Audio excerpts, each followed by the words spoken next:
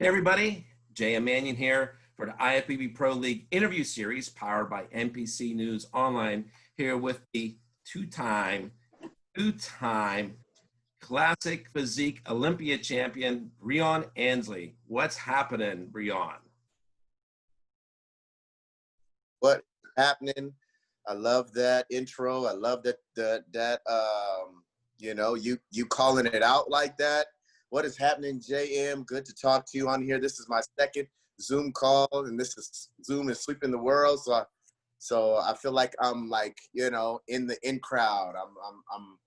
I'm in the part of the I'm cool. Yeah, part of Cool Kids Club, right? That's it. Listen, I do want to start right off. There's two things. I just saw this awesome picture of you with Danny Hester that went up on Instagram, having the first two Olympians together. Tell us about that. What's going on with that? Oh man, well, me and Danny, we're good buddies. I see him all the time. Whether we train at all the gyms. I see him at all the gyms. We train at all the gyms, together. So, well, we don't train together, but I always see him at all the gyms that I go to. So we go to the same gyms, which is Gold's North Hollywood and Gold's Venice. Right. Those two we see each other at all the time. So they closed those down for us. And, both of us have access to just people that we know that have private gyms.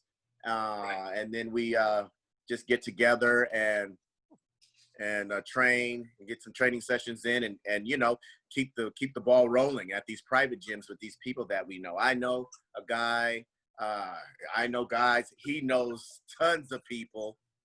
And then we meet in the middle at the private gyms, and so we shot a training video together. Oh, nice. When was that? 2 nights ago. And that guy, that dude's physique is crazy, and how he stays lean all year, like 2 weeks out all year, and his age. I'll let him tell you his age. I'm not gonna tell you his age. You probably know, Jay. I know his age. Yes, absolutely. I know you already know. I remember when Danny was competing in like novice contests. Right. So you know. And then to look at what his physique now, it's like, how, man? So like if I look half as good as he does at his age, I'll be doing just fine. Yeah, well, it's really cool to see two Olympia champions, hanging out from the same division and training together and stuff. I mean, it's pretty awesome, because I'm sure people think that there's always animosity between previous champions and stuff. So. Yeah, my Danny has, man, Danny, he's so cool, man, and we're really tight. People probably don't even know that I got the promo, the Gucci commercial, Gucci promo ad because of Danny. When I went to Italy and shot that thing with Count Gunmoger and Aileen. Yeah, so I got that because Danny, we were at Gold's Venice. He came up to me and he knew I was there, and he said, "Hey man, they're doing this promo, Gucci, big ad over here, down the street. You need to come over here. They're looking for the classic look, classic physique. You need to come over here and audition for this." Man, he took me down the street on Rose Avenue. Yeah. And I got the part, and next thing you know, I was on a flight to Italy in a week, and that was because of Danny. So that's great. We're good pals, and we got each other's back. Now we want to definitely take each other's heads off when Olympia comes around, for sure. Absolutely. That's the other thing. You put up that post last week about how there's going to be some people crying and everything else. Oh boy. Listen, there's nothing wrong with that. You're not going to the Olympia for second place, right? Damn right. Like you said, you're going to get your title back, right? Why else would you? Absolutely. Correct? Absolutely. And that's You just the told me thing. you were just going because you wanted to go to Planet Hollywood. I tell you, you can just drive over there now. Right. Just go there now and just kind of eat my life away. If I'm Right. just going Yeah. out there to have fun and just be a part of the festivities. No, it's about business first, and then we'll take care, and then we'll party when we after we take care of business in Vegas for sure. But yeah, no, but you know, I respect everybody that wants to win, that has a chip on their shoulder. That, but now, see, this is the thing though, JM. If you talk a big game though, you have to have some kind of credentials behind you, and you have to have some kind of momentum, credible momentum, you know, talking the big game. So that's what that post was about. Because there's some people out there that are fluttering with their mouths, that haven't proved themselves, and that are caught up in whatever kind of hype that's behind them. So I just have to, we have to just let them know what time it is and kind of tell them to sit down for a second. Right. And listen, there's nothing wrong with that. You know, I mean, you've been there, you've been to the top of the mountain. Okay. You're one rung below it now, but you're just right there from grabbing it again, right? Absolutely. Absolutely. And I intend to grab that sucker again for sure. You know? Yeah. And yeah. The way I look at it, I mean, I think there's nothing absolutely with like you said, calling it like it is, man. I mean, like you said, it's business, but it's personal too. I mean, listen, I know you didn't like losing. We talked about this in Italy last year after the Olympia, when we all went over, you know, for the Yamamoto, you know, you weren't happy. Yeah. I mean, we talked about it. Yeah. And listen, if you were happy, then there was a problem. Then that's where the problem lies. Then that's when you need to just get out of the sport in a competitive game, in a competitive sport. You know, that's when it's time for you to go. When you're not affected by you know, a loss that you feel like you put your heart and soul into. And it's tough on you, and it wears on you because you're so frustrated. But you know, that's what we're made of. That's what it's also about too. We're made of, you know, this competition builds character, and when you things don't go your way, the ball doesn't bounce your way, you definitely build in that character, and you go back to the drawing board, and you have a shot the next time. So right. I'm fortunate enough to have another shot. Yeah. Now, with everything that's going on in California, like you said, you're lucky right now that you have some places where you can go and train and do different things. Of course, we don't know how long this is going to last out there. And because, I mean, your state is like, California and New York are like lockdown states in the country right now, you know, and especially with the gyms and stuff, you know. So give people an idea, like, what else you've done. I mean, like the first time when everything was shut down, then the gym's open, and then now again. But the first time, were you able to go to those private gyms then, or were you doing some stuff at home too? Oh yeah, well, it took a while. The first time everything was shut down back in March, it took a while. I would say it took me about another month or so. So I didn't get my feet kind of going as far as being able to train at a personal gym, a private gym, until, you know, the beginning part into the middle part of April, and get my momentum into the private gym, because, you know, it was so new to everybody. It was so different for everybody. It was such a blow to everybody.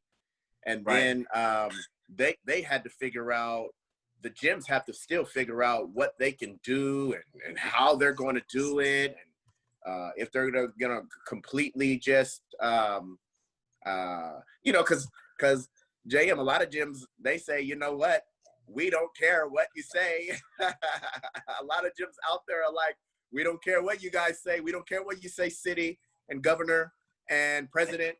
We're going to, and mayor, we're going to keep our gyms open no matter what. You're going to have to give us fines. You could do whatever. We're going to still do it. Yeah, I mean, I know Lou down in Metroflex, of course, but I mean, I've even seen the gyms that are in Arizona. Most of them are joining that class action lawsuit, and they're not closing. Yeah, and you know what? I to be honest with you, I don't blame them. Just have the people sign a waiver that they're not liable if they catch the coronavirus. You know, and it's on you, and it's your choice if you want to go to the gym and you want to you know, risk it. Right. That's what I think. I think the gyms, especially the private gyms, they should just stay open and have people sign waivers. Right. You know, but yeah. Now, are you happy that the Olympia is pushed back to December? Actually, I am. It's not, I wasn't, I didn't have a problem with that at all. I liked it because I'm just being selfish in myself, and pretty much everybody else has the same platform. You know, I just more time to have an undeniable look, you know, when that time comes. So that was my thought process.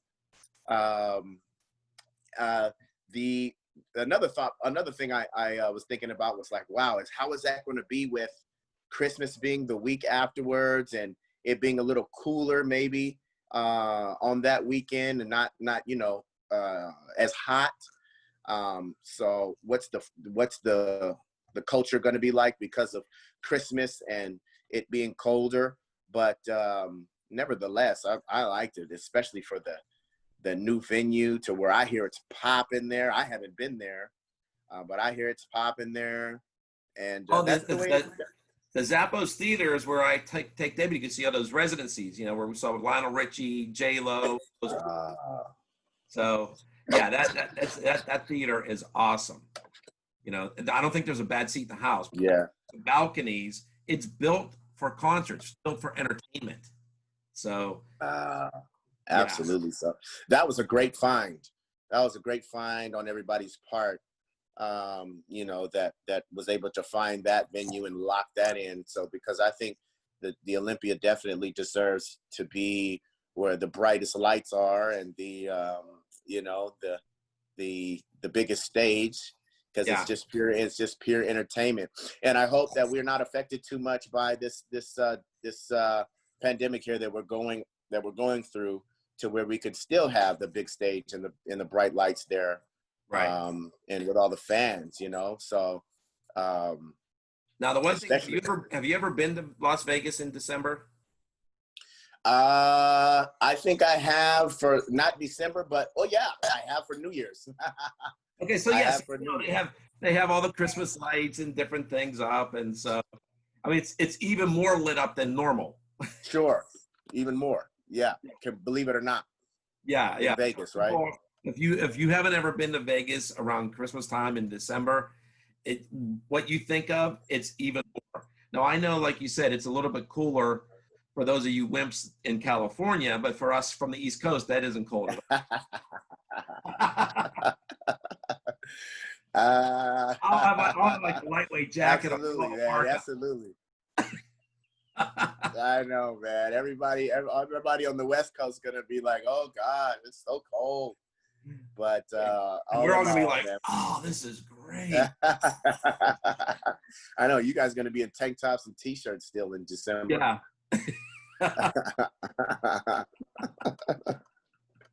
I know we are wimps. I will admit, I do not like the cold. I'd be struggling sometimes at the Arnold, you know. I will admit. Whew, I'd much rather have.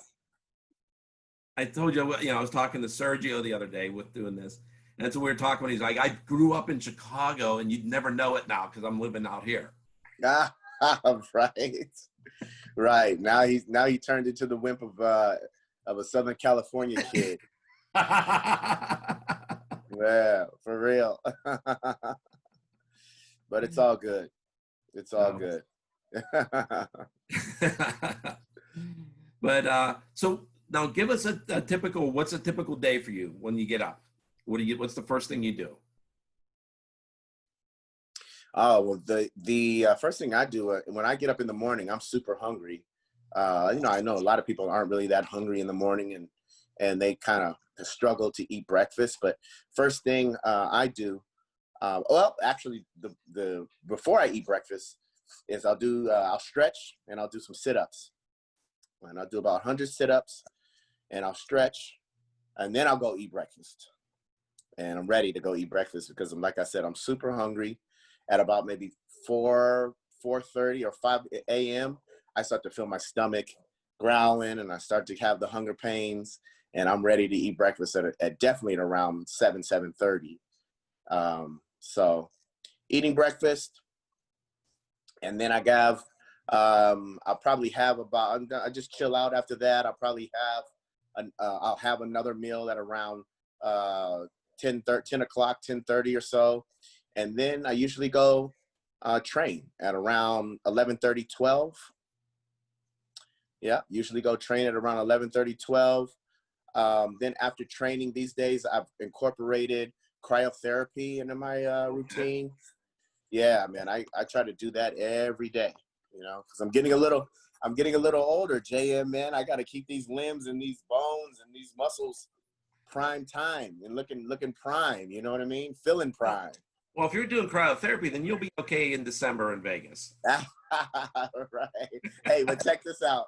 The LA kid over here is not putting his whole body in the chamber. He's just doing the local. What they do is they just do the ice on the local part of what you want. You know, I'm not doing my full body in there. I'm not going with my full body. So go figure. So you're still a wimp. I got it. Okay. Yeah. Right. So I'm still not all the way there. So after training, I'll do cryotherapy, and then if I have some posing clients, you know, usually I'll do it after the cryotherapy, which is around. I like to knock them out between 4 and 6 o'clock p.m. And then that's about it, man. You know, and then I just have a few more meals throughout the day, maybe about 3. Depends on if I'm eating 5 or 6 meals. It varies on what I'm training and what we're looking like and what we're feeling like. And I have a couple more meals throughout the rest of the day, and then that's all in a day's work right there. That wraps up the day. I'll go to bed I'll try to get in bed at around 11 to 11:30. If I'm doing it right. And it's time to rock and roll all over again the next day. So you doing any binge watching of any shows on like Netflix or Amazon Prime or anything like that? I've watched 3 of those damn shows on Netflix. I saw what was the one? Ozark. Crazy ending. I saw that one. Right? Crazy ending. Shocked me. Yes. Shocked me. Had me like Jesus, man. What? I'm ready for what was that? 3 seasons? Yeah. Was it 3 seasons for that? I was like, man, I'm ready for the 4th season. So they're doing it right. Yeah, I didn't see that ending coming for sure. No way. Just completely shocked me. Yeah. We're not going to give it away to but I was all in watching that. I this, love that. Let me just tell you, it's not what you expect. No way. For those that haven't seen it, and you will love it though. You will love it. Be patient with it to start, and you know, and let it get going, and then once it gets going, whoo.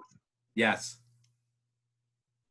Yeah, once it gets going, man, I had to check myself, you know. These shows are so good, I had to check myself, and I had to be like, wow, man, you don't sit here and be too lazy watching these damn shows. Go out and do what you got to do.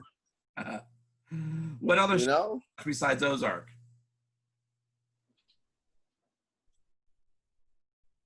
Say it again, JM. Said what other shows did you watch besides Ozark? Oh, I saw what was that one? Waco. Was that Waco? Okay. With the guy who was who was David Koresh. Yeah. Yes, that's David Koresh. That was him. He was on the tip of my tongue. Yeah, I saw that one. Got all into that one.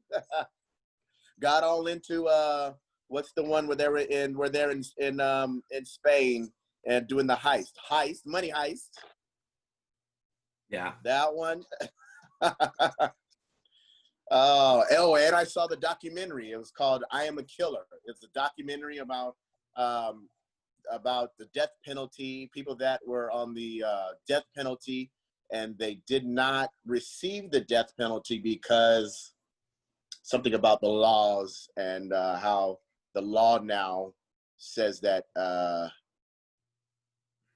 it reverses the death penalty somehow. I kind of forget now. But yeah, it was, and all these killers were in like, where were these killers? I was like, man, I don't know if I want to go to these areas in these states anymore. Right. They were all in like Kansas, Missouri. That's crazy. Yeah. Midwest there, you know. Midwest. I was like, man, what's up with Kansas and Missouri having all these like cases and all these crazy people committing these murders and getting it, and you know, and getting put, you know, and getting put away for life. Yeah, so that was that one. And I think that about wraps it up. Yeah, that's about all I had. Like everybody else good there. I said, you didn't watch Tiger King like everybody else? I couldn't get into that one. Yeah, I couldn't get into Tiger King. I finally gave in last week and watched it, and it was so bizarre that I had to finish it. I'm just glad it was only 7 episodes. Because of the... Yeah, it was... Oh, it's only 7? If it's only 7, okay. Yeah. If it's only 7, I might give it a shot. Yeah, like, the person that they're focusing on, there's actually somebody in there that's crazier than him. And I'm like, wait a minute. I was asking my friends, like, hey, why wasn't this guy actually the star of the show? Because he's the person I'm following. Wow. And the other thing everybody was talking about Tiger King, and I never got into it. Well, I only watched it last week. Say it. Okay. Yeah, you're a little behind, man, because that everybody saw that in like March, April. Well, you know what I was watching in March, April, because I'd never seen it, was Game of Thrones. Ah, that's another one. I never got into Game of Thrones. Yeah, so Cassie said to me, she goes, give it to the 5th episode of the first season. If you don't like it from there, then don't watch it. Because she had watched it, Tyler had watched it, Debbie had watched it. I'm the only one in the house that didn't watch it. I was like, not interested. I don't have time. Well, I had no excuse in March. I had the time. But right. I understood what she was saying, because basically the first 4 episodes set up the entire series. So once they hit then everything starts moving. So she knew what she was doing when she told me to give it to the 5th episode.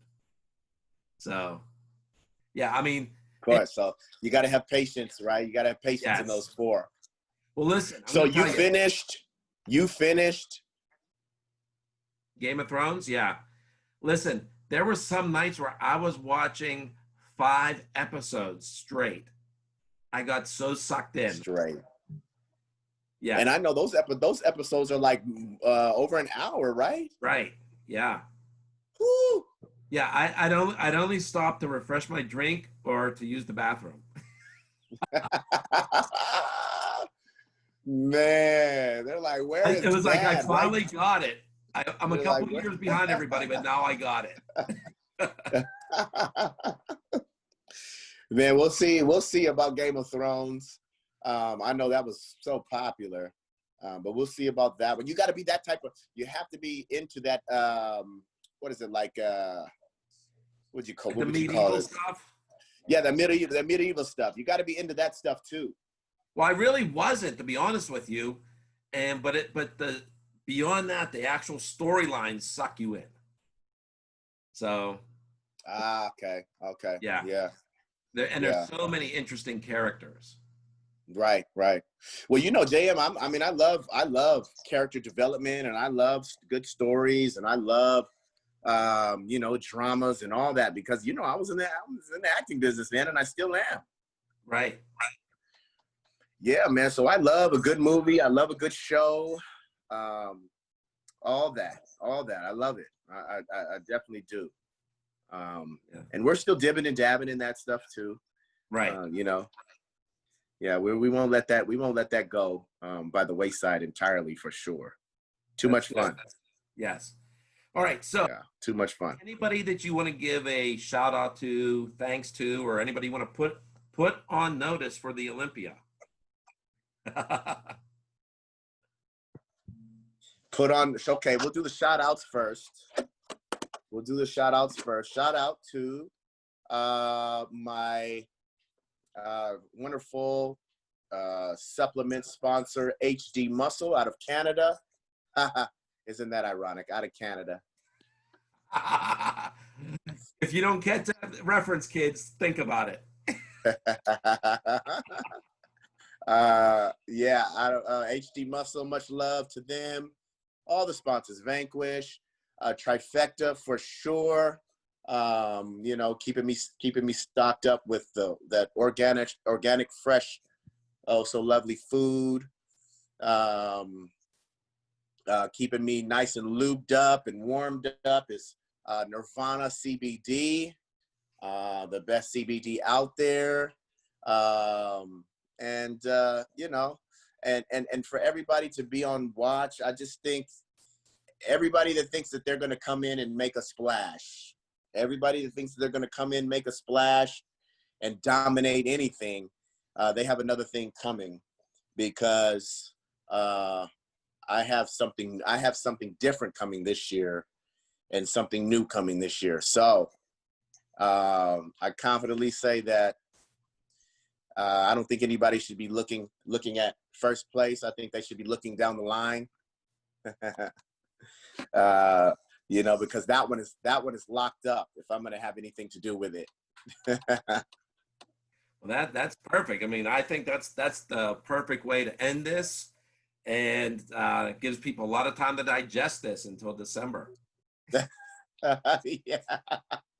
Yeah, we still have a lot of time. I mean, what is August 1 is, like, I think 18 or 19 weeks out. So we still have lots of time and lots of things to work on, and lots of things are going to unfold. Lots of shows to right. happen still for everybody to qualify, right? Right. So yeah. But well, Breon, I appreciate you coming on with us. I appreciate talking to you. It's always fun. You know, we always have a good time. And absolutely. I appreciate the confidence too, man. I mean, as an Olympia champ, I mean, and you want to get that back. I mean, like I said, I don't think there's anything wrong with saying what you're saying. I mean, that's my opinion. So. All right, absolutely. And everybody that knows me knows that, you know, it's just all out of being a competitor, and it's all out of fun, and it's all out of just wanting to set the example, you know, and wanting to inspire and motivate. Everybody should have that mindset, and everybody should feel great about themselves in that respect when they put in the work and when they earn it. Right. All right. Well, we're going to wrap this up. This is J.M. Mannion for the Ifbb Pro League Series interviews, and it's powered by NPCNewsOnline.com. I want to thank our two-time Classic Physique Olympia champion, Breon Ansley. Breon, we'll see you soon. Thanks so much, JM. And I'll probably see you at one of these shows. I appreciate you. Much love. Yes, absolutely. Okay.